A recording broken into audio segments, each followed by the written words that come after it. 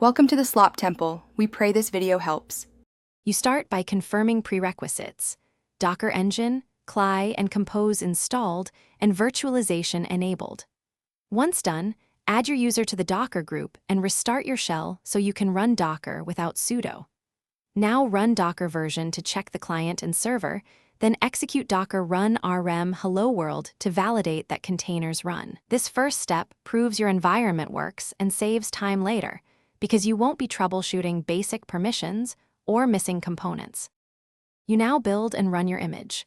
Write a concise Docker file. Pick a minimal base, copy only required files, set a clear workdir, and declare cmd. Once ready, build with docker build t yourname/app tag. Leverage caching by ordering layers from least to most frequent changes.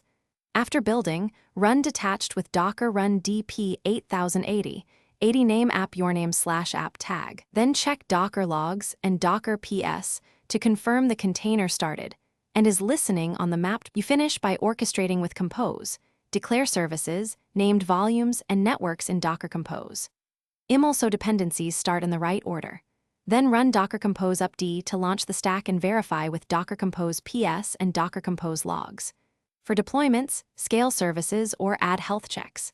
If something fails, check Docker inspect for configuration, Docker logs for runtime errors, the container exit code for immediate failure reasons, and host resource limits.